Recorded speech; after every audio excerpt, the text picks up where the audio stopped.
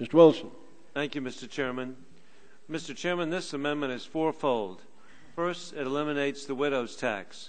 Current law requires that the survivor benefit plan payment from the DoD's Military Retirement Trust Fund be reduced when survivors also receive Dependent Indemnity Compensation, DIC, from the Department of Veterans Affairs.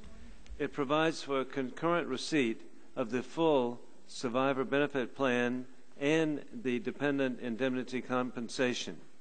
There is widespread bipartisan agreement in Congress to eliminate the offset between SBP and DIC.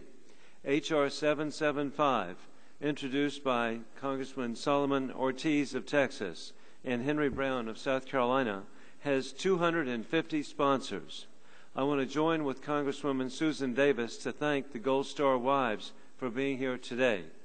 Second, this amendment would provide for President Obama's request that all personnel medically retired with less than 20 years of service receive their full disability pay from DoD as well as their VA disability pay.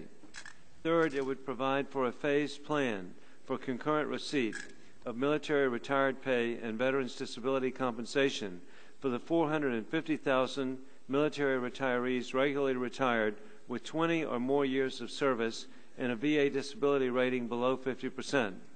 Mr. Chairman, we all recall in 2003 in this committee that there was an important step taken for the first time in 100 years to remove the unfair tax that was being placed on our military retirees when they were prohibited from receiving both their VA disability benefits and their retired pay concurrently.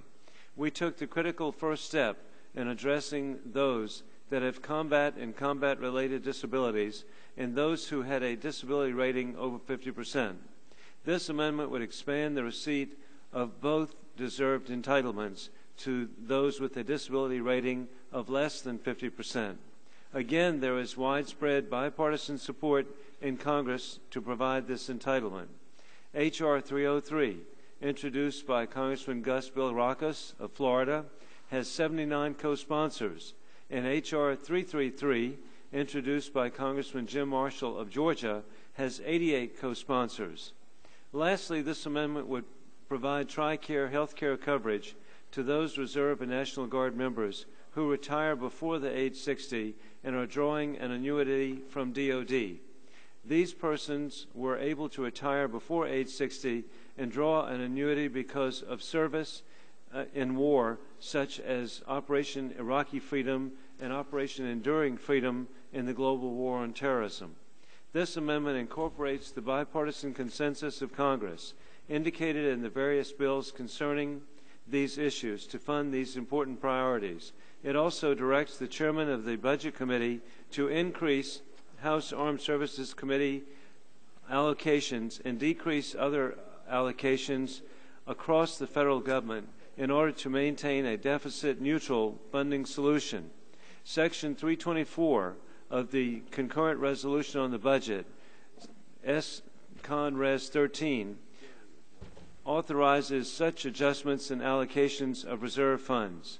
The minuscule adjustments, which would be of fraud, waste, and abuse, and allocations amounts to no more than 0.15% in 2010 and 0.12% in the 2010-2014 period.